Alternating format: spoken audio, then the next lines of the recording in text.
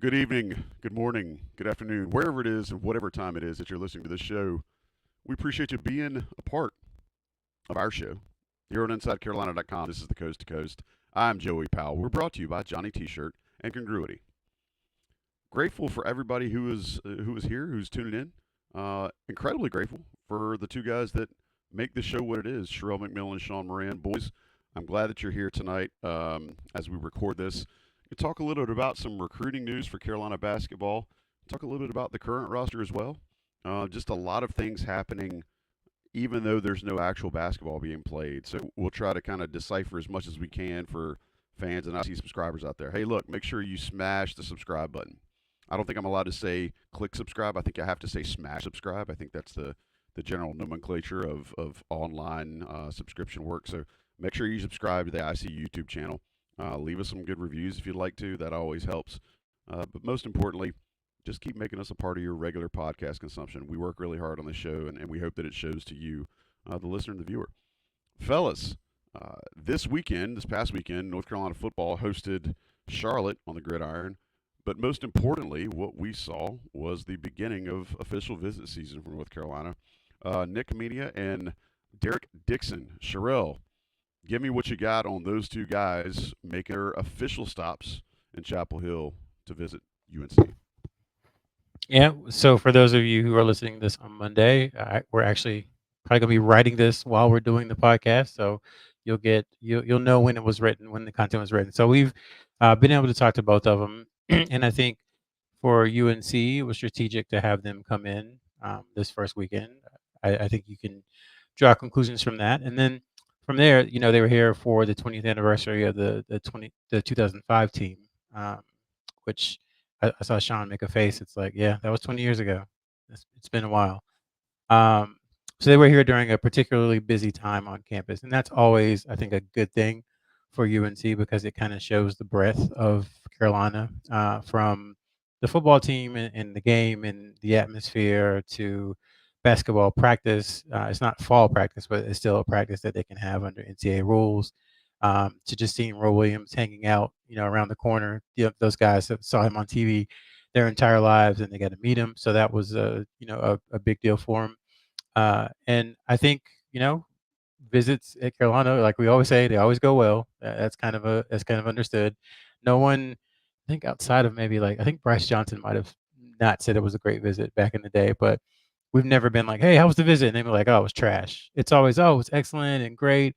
I think some of the finer points from Dixon you'll find were just that North Carolina seemed to make him a priority, and you can read the story and kind of understand the rest of it. And I think just the feel of the staff and kind of the players that they were showing to Herminia, I think really caught his attention. So we'll put it like that. Again, this is the first of kind of a marathon time. People think that the coaches are just kind of hanging out right now because the season hasn't started, but they have the workouts every week that we're talking about. They've got official visits going every weekend now through the beginning of October. And then they're out on the road recruiting during the open evaluation period, which started this past Wednesday. So it's not a time for them to be in Chapel Hill. They're out on the road. They're doing a lot. So it's a very busy time for UNC basketball, even though the start of fall practice is a couple weeks away. And we'll get to some of those out on the road stories here in a second. Sean, if you had to say either or, and I realize right now North Carolina just needs good players, right? They just need commitments from anybody. Um, which of these guys would you prioritize between Hamenia and Derek Dixon? I think you prioritize the size and the shooting of Hamidia.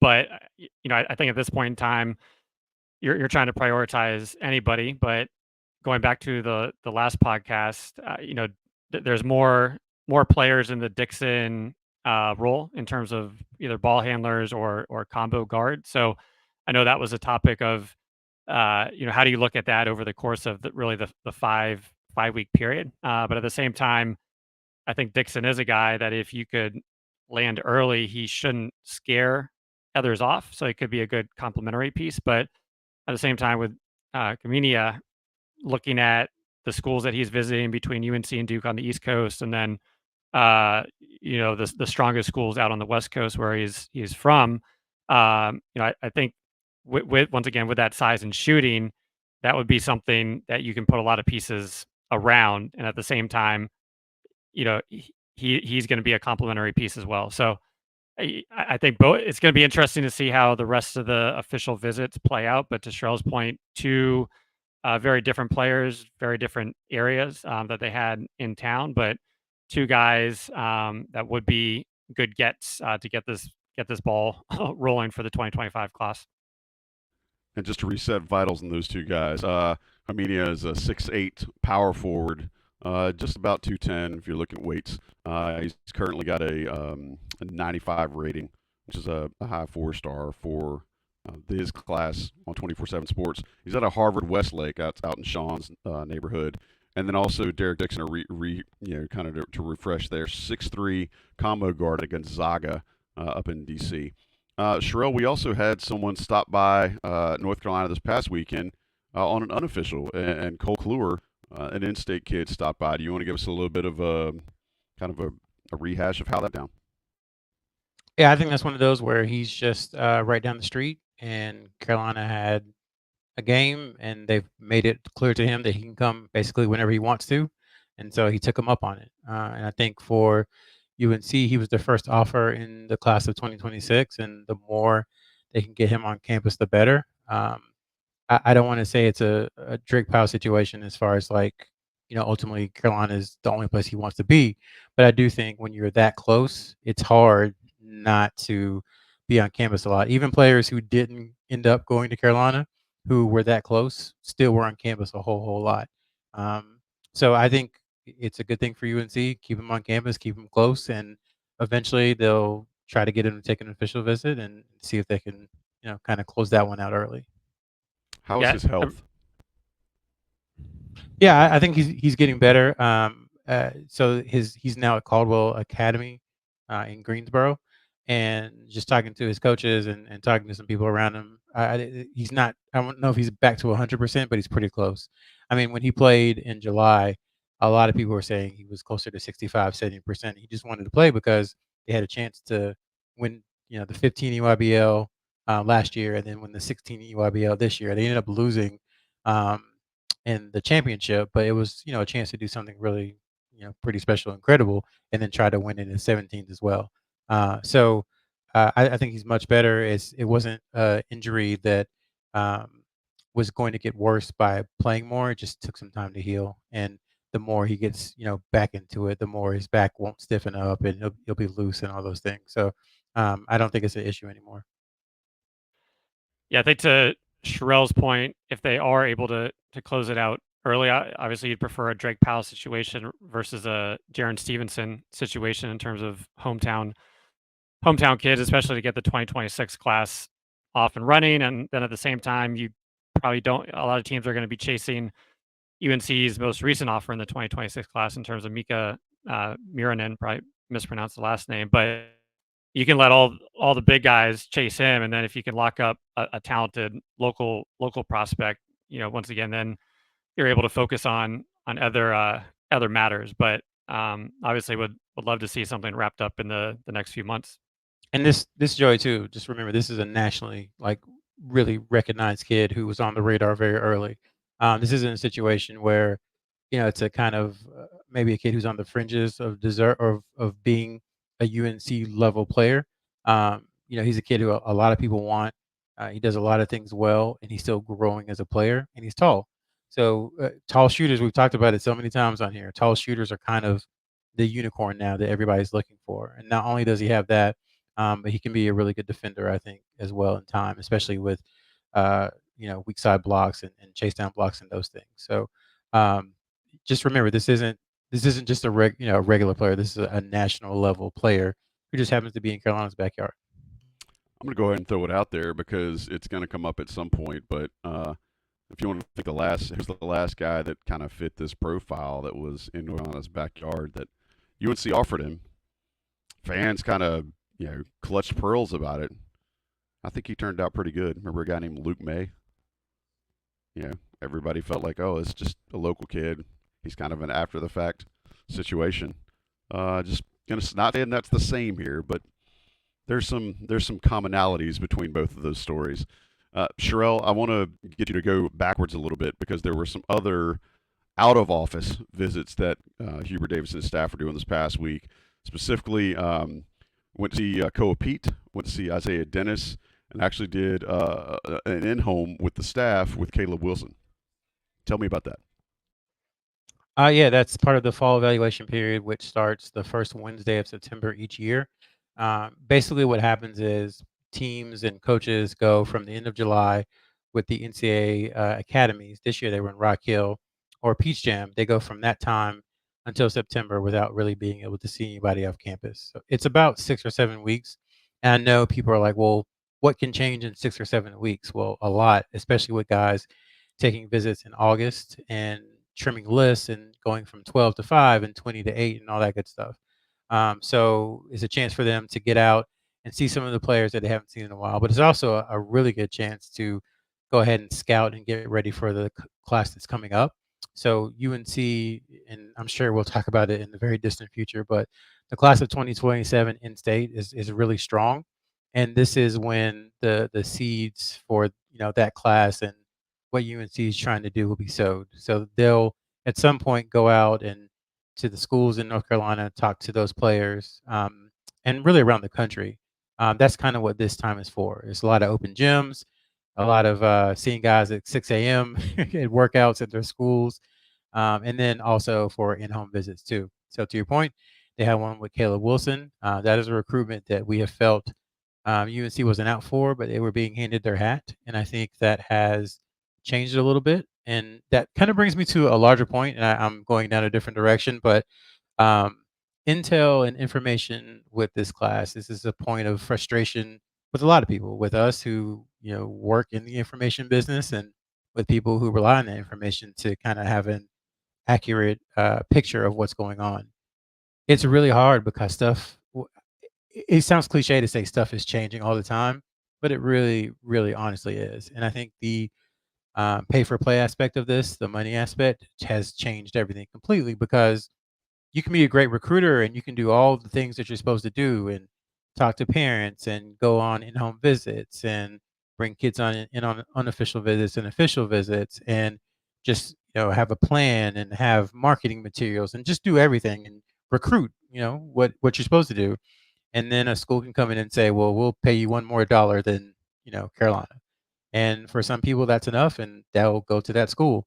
I think what UNC is learning, what they're trying to do, is meld what UNC has always been, its tradition, its history, the opportunities it presents, and all those things with the pay per play aspect, and have that all the other stuff, all the ancillary stuff, is kind of a tiebreaker that pushes UNC over the top.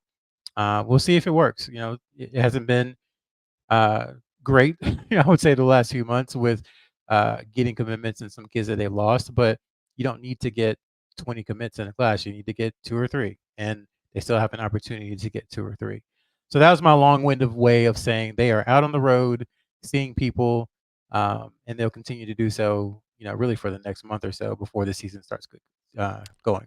And I want to make sure I tease. Hang on, Sean. I want to tease and make sure that everybody listens to some of the stuff that Tommy and Greg are doing on Next Level around NIL. I think it's important for our listening audience to think about this and try to get their heads around it because, again, it's still new. It's still something a lot of people are trying to understand. And individual schools and individual recruits are trying to understand how they fit within the larger picture of things. But I think it's important that folks listen because Greg Barnes is one of the best writers that I've ever followed, despite being a colleague. And I think that if you can dig into some of the stuff that he's been able to dig up and pay attention to what he and Tommy are working on in some upcoming shows, I think you might learn a little bit. Sean, go ahead, man. Yeah, I think regarding one of those visits for Wilson, I had to do a double take when I saw it pop up on the thread, and he was a guy as we were going through the refresh of all the recruiting profiles. One that you assume was probably kind of out the door a little bit, but at the same time, going through that refresh, he was probably the one that jumped off the page, having switched AU teams from a bottom barrel, or he was really the sole go-to guy, to the top team where he could be a strong go-to piece, but more also a complementary role. And his efficiency numbers just absolutely skyrocketed, being able to play with their other talented players. And I think some of the knock on him was, hey, if he, we know he's going to be one and done, but he might not be ready, to be that type of top five or top six guy. But I think that the summer showed, hey, he can still be that one and done player. 3-point shooting still a concern, but with that size and skill set, you put him in the right position, and he can still make a pretty good impact as a freshman. Appreciate that anecdote. I think it's important for folks to realize, like Sherrell said, with the mixed availability and kind of head fakery that might be going on with the information that's out there now, as opposed to the way things used to be. Looking at kind of the trajectory of where players are coming and going on UNC's radar are important, and I think Sean just lays out another nice kind of a side bit of perspective there with regard to when kids change teams and how that might influence their recruitment, how that might not influence their recruitment. Speaking of recruitment, and Sherrell, you mentioned misses earlier. I think a lot of fans are dealing with some consternation and some real heartburn about Jasper Johnson, because I think there was a time where North Carolina felt really comfortable about him. Obviously, on the show, we don't spend a ton of time on players that North Carolina does not get, but we have spent a ton of time about Jasper on prior shows in the past. So do you want to put a post-mortem out there on how you feel like things changed, maybe with regard to North Carolina, and then Alabama and Kentucky? I'll say North Carolina wanted him. So I think anyone who's doing kind of the sour grapes thing of like it's good for UNC that they didn't get him, I don't know that I would necessarily agree with that.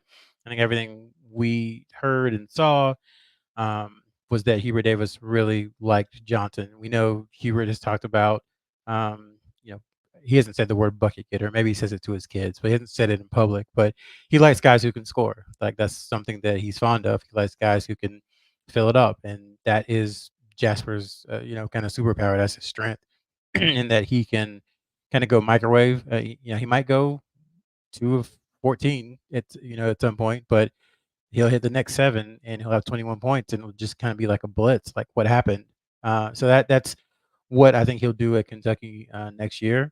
As far as the recruitment, for some time, we'd heard and reported that it was kind of Alabama and UNC. It was those two schools kind of going back and forth, however you do that within a recruitment for the last couple of months. And I think for Kentucky, it was more so that was a player that they couldn't lose because his dad played at Kentucky and his grandfather is a legend in the state, and he grew up right down the street. And Mark Pope, this is his first class, so he can't afford to lose guys like Malachi Marino and Jasper Johnson if he wants to push Kentucky kind of into this next chapter with him as head coach.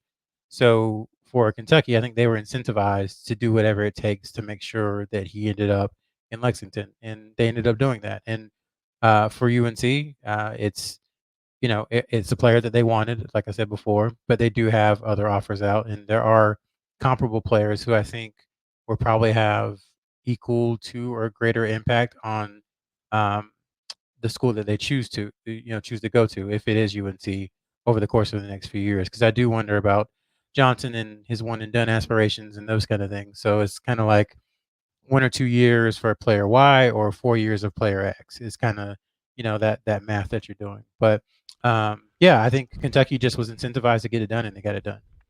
Do you think it's fair to say that, especially as we see these recruitment calendars changing and the window becoming a lot longer than we're used to as far as kind of how the dance goes, do you think it's safe to say that if North Carolina starts opting for the 4-star player that's here for 3 or 4 years versus the 5-star player that's that maybe they miss on, or the 5-star player that maybe they pull out of the recruitment for 1 year or 2 years, do you get the feeling that that's going to take a while to get used to a new cadence there? Because I may not be doing a good job of asking the question, but I feel like kind of it's just the fact we're in this transitional period of NIL causing guys to take longer to make their decisions, whereas you don't have guys making decisions in the fall anymore. A lot of it ends up being in the spring. Do you think there's going to be more of that where North Carolina just doesn't really know who they're going to get, even if it is the 4-star guy versus the 5-star guy? Do you think that's going to be consistent?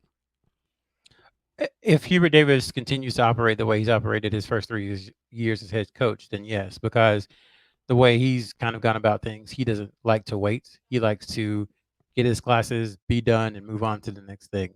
If you recall going back to his first class, he had visits set up. It was Will Shaver on June 1st. It was Deontay Green on June 3rd.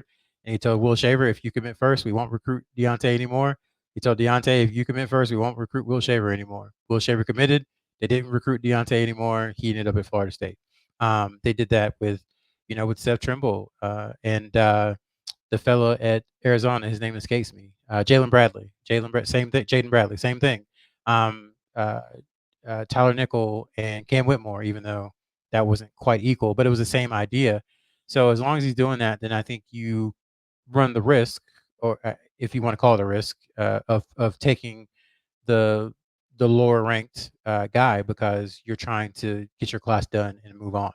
And if the higher ranked guys are going to wait for whatever reason, whether it's portal reasons or NIL reasons or whatever it is, then unless it's a very special case, I think Hubert Davis is going to take the player who wants to come to UNC, who wants to be there, who's going to accept the offer and move on. Sean, with the guy, and again, I don't want this to be about Johnson specifically, but I want to use this case as a bit of a frame of reference.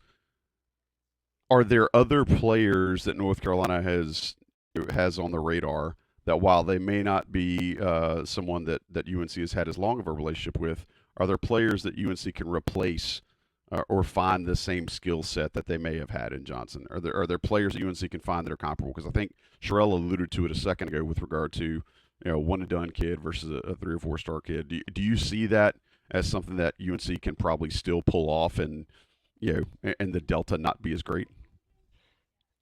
Well, it seemed like Jasper Johnson was part of the first wave of offers in the 2025 class, where they had obviously started to shift with a plethora of other offers over the spring and summer. So even though they were neck and neck with Alabama and then Kentucky came in, it seemed like Jasper was that one player within that first wave. But you did start to see from Mullins, who's going to be visiting next week, in terms of a pure shooter, but then also just from guys that can handle the ball of Dennis Dixon, now I'm blanking on the Should have won the Heisman. Dennis Yeah. Dixon should have won the Heisman that year. He got hurt, and then Tim Tebow won. He tore his ACL. Well done, sir. That's a way to pick up your team. Derek, yes. Derek Dixon, yes. Dennis Dixon was on my mind watching Oregon late Saturday night, though. But he shot 39% from 3 in EYBL. So I think a lot of the guards that they offered have maybe not to that peak level, but from a shooting and ball handling ability, and then to Sherrell's earlier point, there was a lot of highs and lows with Jasper on the AAU circuit. A lot of volatility. Didn't end up shooting the ball. I think he was close to under 30% or just above 30% from 3. He did play well on the USA team around some more talented teammates, where the shot selection was probably a little better. But he's kind of a microwave guy, and a lot of the other guys, I think Mullins could have that to an extent, but there's a lot of shooting and ball handling that UNC is looking at. So it's going to be interesting to see what Jasper did, given he was kind of, in my mind, that one holdover from the first set of offers.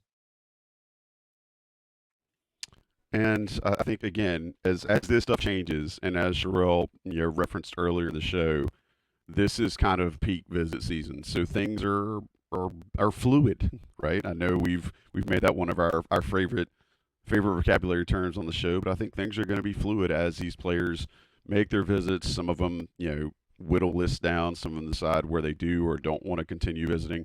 And we've seen before, sometimes kids just get in the middle of the visit process, and it's like, it's too much, and they're just over it, and then they decide to shut the recruiting down. Who knows? That may be something that takes place as well. But either way, what I'm trying to convey to the audience is we're going to have all of that stuff as updated as anywhere else you'll find. So make sure you're locked into IC as frequently and as often as you're able to. Sherrell, last thing I'll ask you before we move on to some stuff about the current roster. Zayden High is no longer on UNC's roster, and I know that may no longer be news. I think it's probably a week or so old now, but we have not done a show since then. I feel like we owe it to our listeners and viewers to at least touch on that.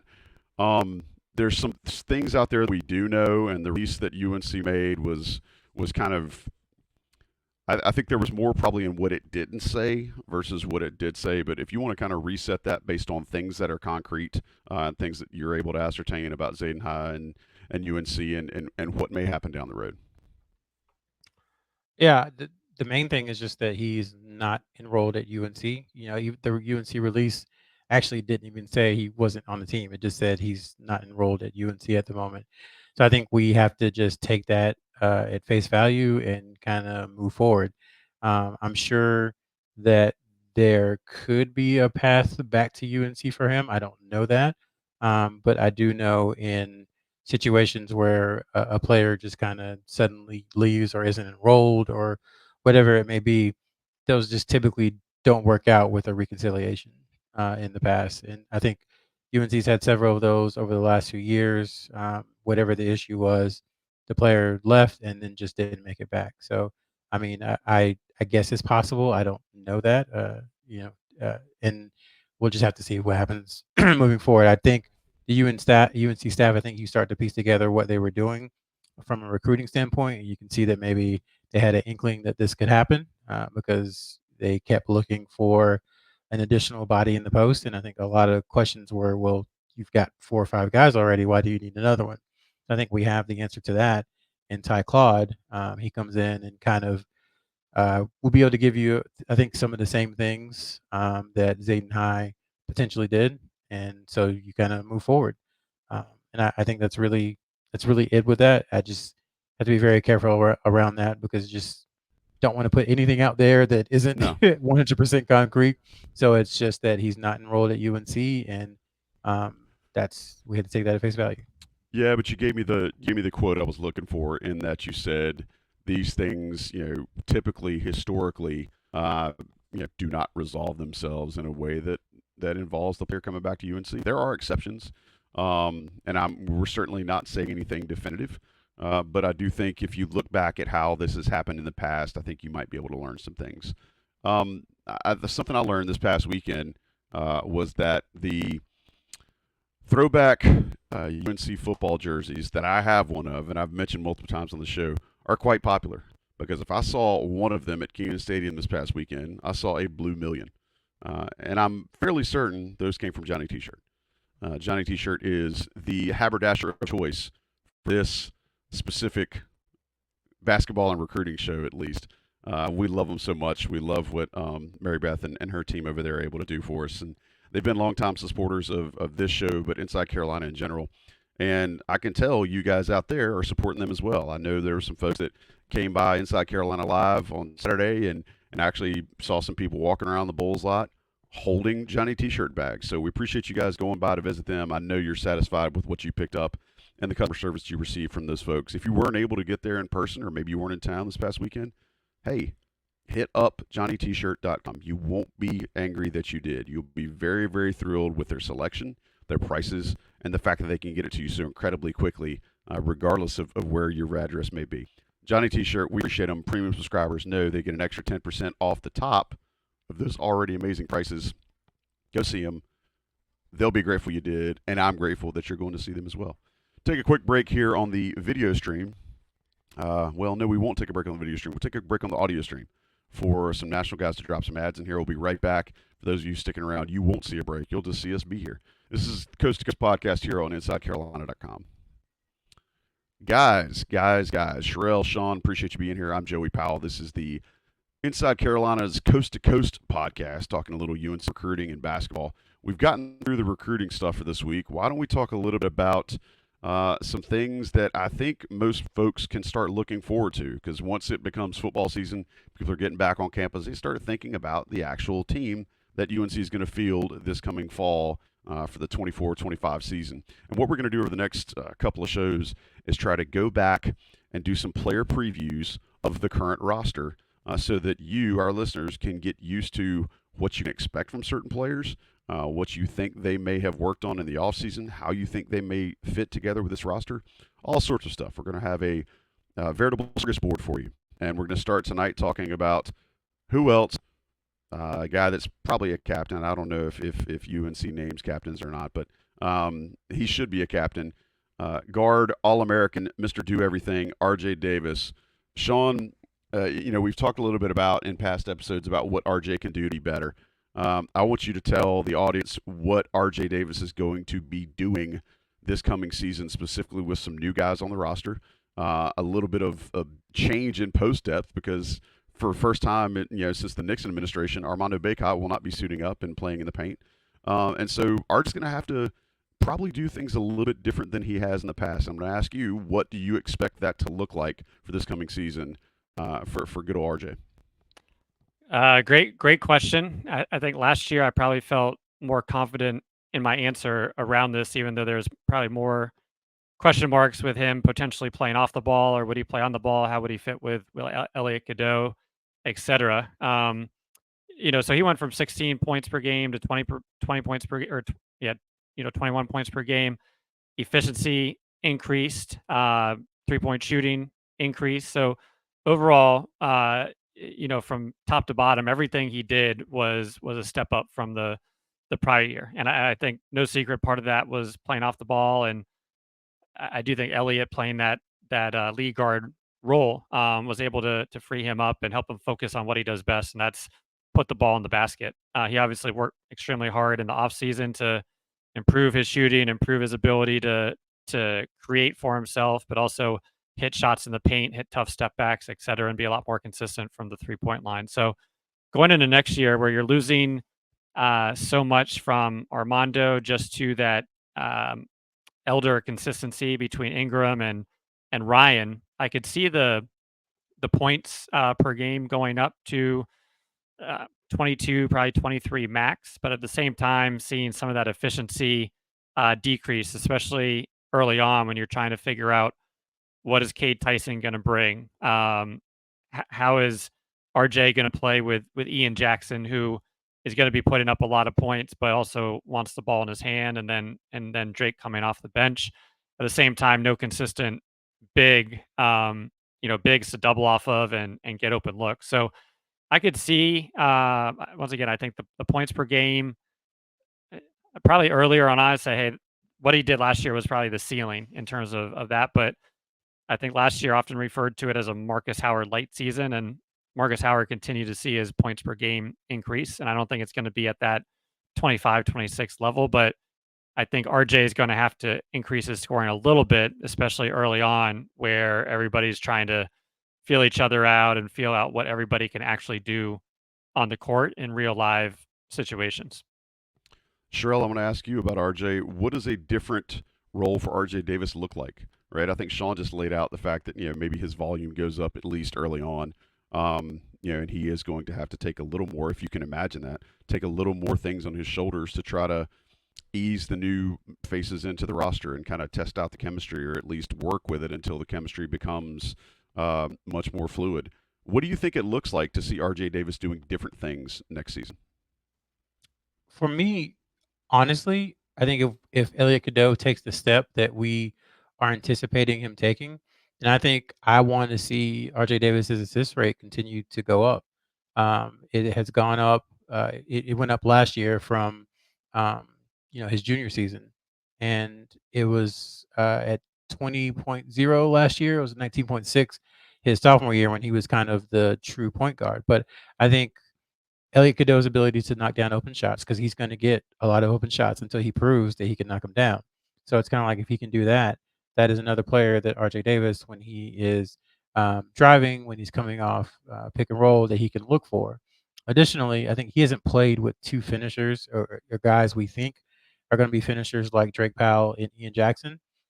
So in transition, I think it's going to be much more effective for him to kind of push tempo as quickly as possible. Like, I kind of want to see RJ Davis just like running as much as possible around Chapel Hill over the next month, because I think between his ability to be the backup point guard and run the team and push tempo for offense for himself and offense for others, I think he also is going to be coming off of a lot of screens, because to Sean's point, there's not going to be Armando Bacot to get double teamed to leave, defenses to collapse on and leave open shots. So they're going to have to manufacture I think, some of his attempts, because I think we saw in some of the game, like the last game against Alabama, I think it became too much of he had to dribble, for 15 seconds and then take tough step backs and take, kind of, just tough shots in general that involved a lot of energy.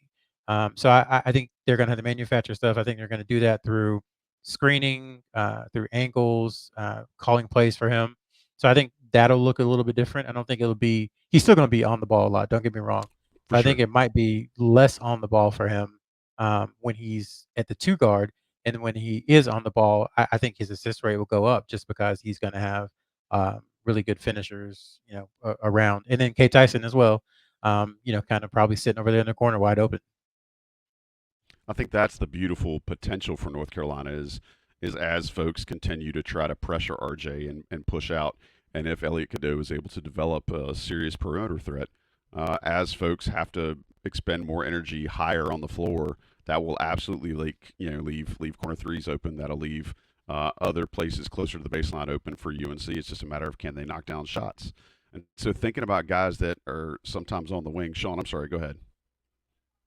Well, I think last year we went into this a lot, talking about defense, and I think for the once again, I don't think RJ is ever going to be a lockdown defender, but for the most part, even if teams were targeting him, you didn't see the situations like you saw as a junior and maybe the pick game or some of the other ones. So once again, I think hopefully a continued focus on that, and that went to the overall focus from the UNC team on staying in front of their man and playing great team defense throughout the season. So once again, with the new players, can they buy into that overall aspect? But in terms of the offensive improvement, I think you're going to have. You've seen RJ do well at some of the camps he's been at.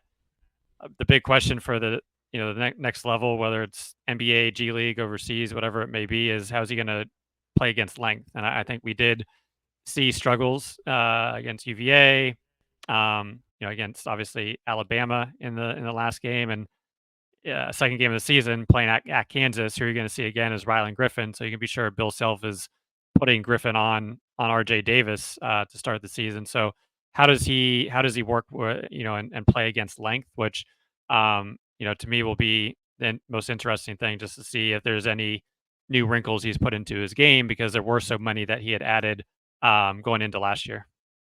Yeah, I think it's important that you mention that, because I think as the game has changed and players are staying in college for shorter and shorter periods of time, one of the things that I think a lot of fans miss is watching guys mature over the length of their career. Specifically with RJ, what you've seen is not only seeing a player get better, but he's continued to add wrinkles to his game, to use your term, Sean. He's continued to add not skills, but he's been adding things that he didn't have to do or wasn't able to do in prior seasons. And I'm curious as well, just like probably everybody's tuned into the show. What's the next iteration of those things? Sherrell, I mentioned earlier, we were talking about guys in the corner and guys slashing to the basket. Athleticism is something that Jae'Lyn Withers has in spades. I think obviously there was some settling in that took place last year with North Carolina, and you trying to find where his role was kind of compared to what it was in Louisville. I think he probably at times tried to figure out where does he fit in with Armando Bacot. As we go into this coming season, what do you see the ceiling being for a guy like Jae'Lyn Withers, and how is he going to provide chemistry and stability for a team that is going to have to lean on some vets somewhere? The ceiling, I think, is he earns it in practice and becomes the team starting 4. I think that's the ceiling. I think what's more likely is that he continues to improve his efficiency, which, let me say this. Jae'Lyn Withers is not a bad player. I think because of the last thing we all saw of him, everybody assumes that he's a bad player. By no means is he an All-American, but he's not a bad player either.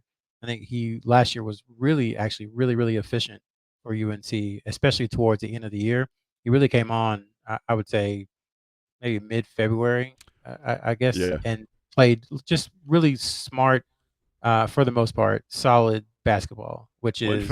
I think the thing in February is people knew, the staff knew what they were getting from him. which was the Right. biggest thing he could have done, is be stable in his contributions. Go ahead. I'm sorry. Right. And we always talk about role definition, and that takes time, especially for someone coming from a different program.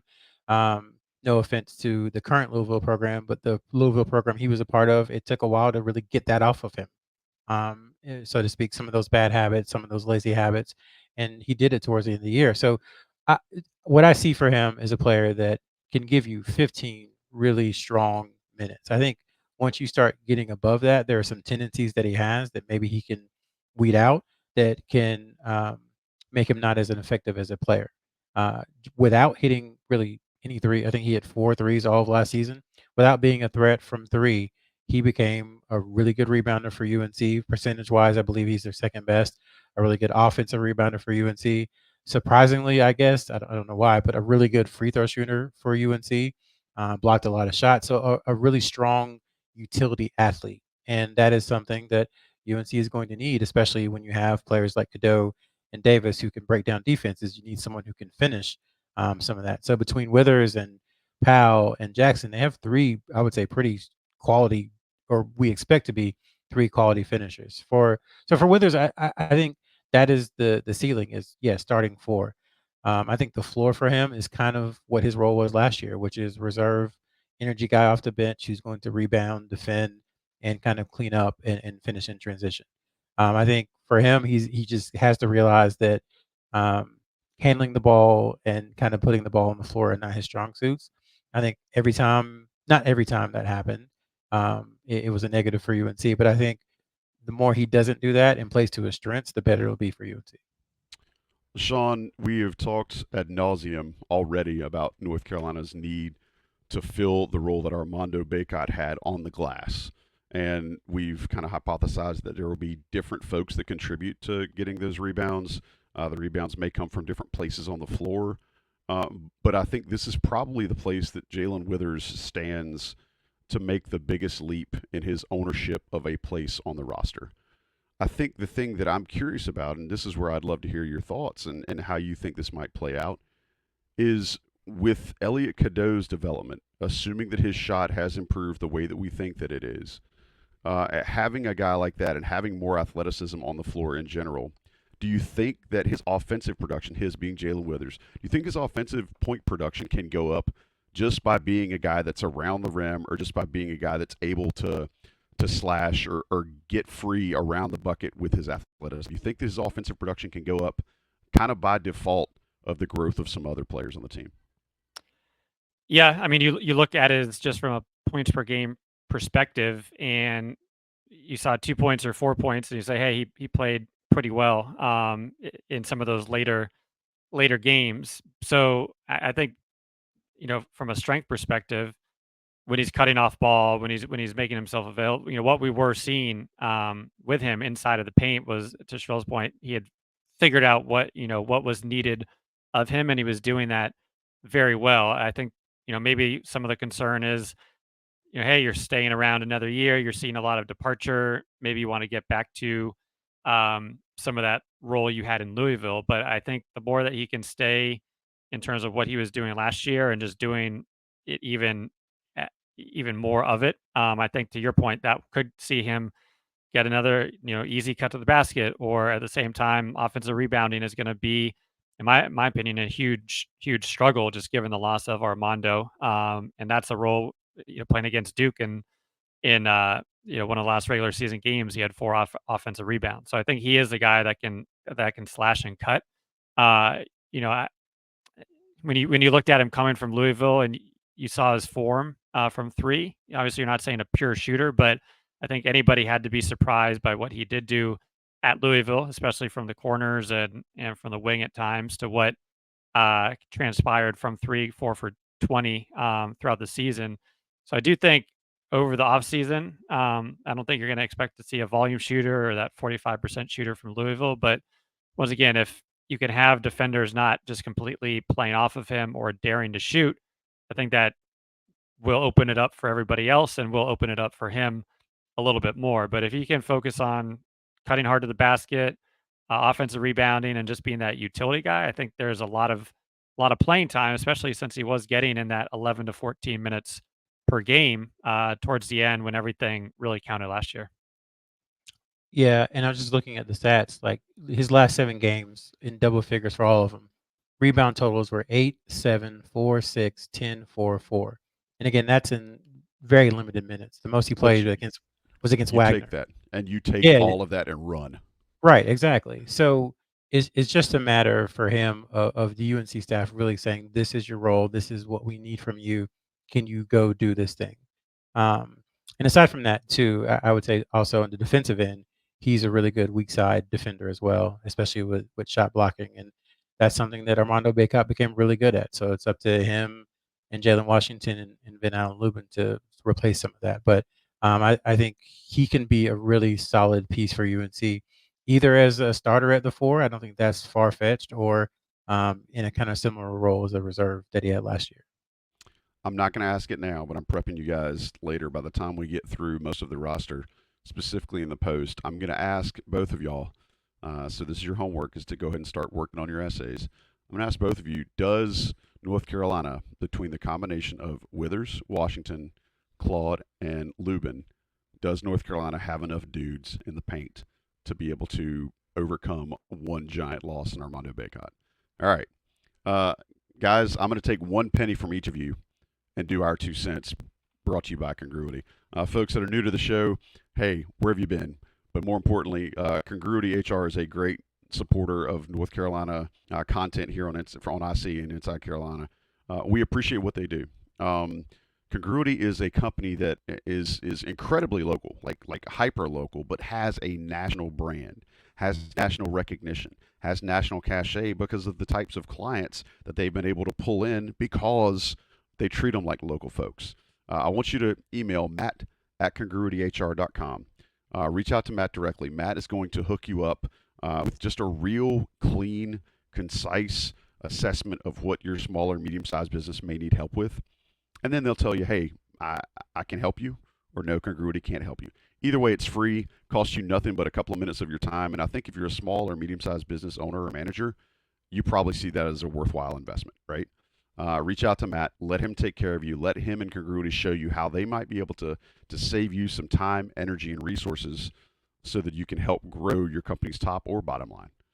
We appreciate Congruity sponsoring this show, and this segment is our 2 cents presented by Congruity. So instead of 2 cents from each of you, I want 1 penny from each of you. Sean, give me a penny.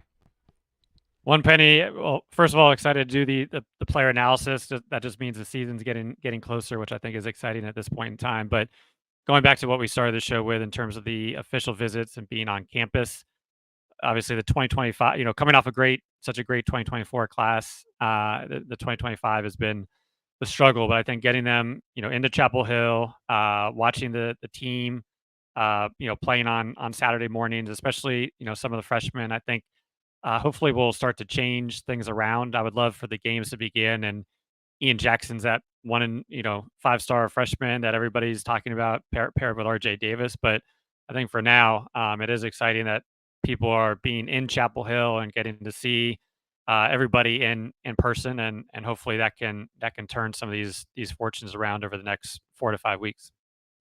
Love the optimism, and it's almost it's not quite. And I'm not the most optimistic person either. So, but I like that vibe from you. It's not quite hope springs eternal, but you're getting there, and I love it. Maybe that's the parent in you coming out. Sherrell, I'll take a penny from you also, sir.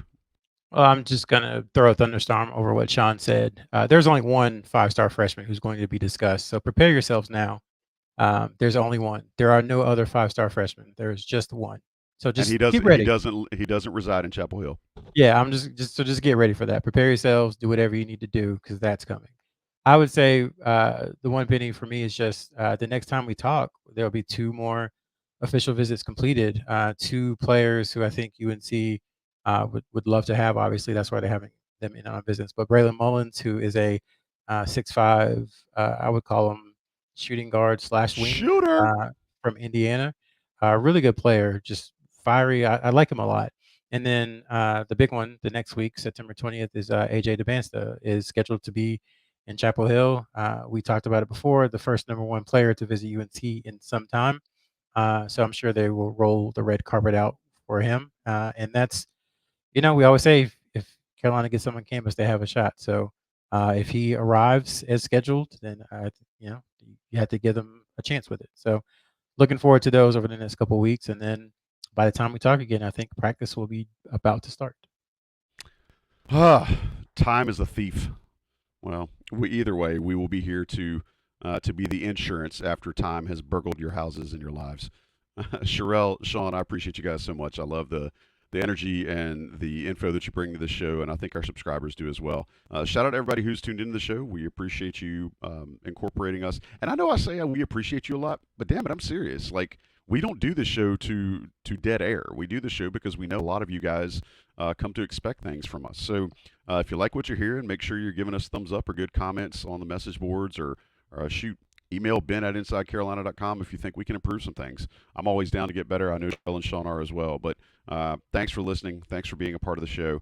We will catch you next time here on the Coast to Coast podcast. I want to shout out to Johnny T-Shirt and Congruity for sponsoring us, to John Siegley for producing us, and I'm Joey Powell. We'll see you soon on Inside Carolina's Coast to Coast. Take care.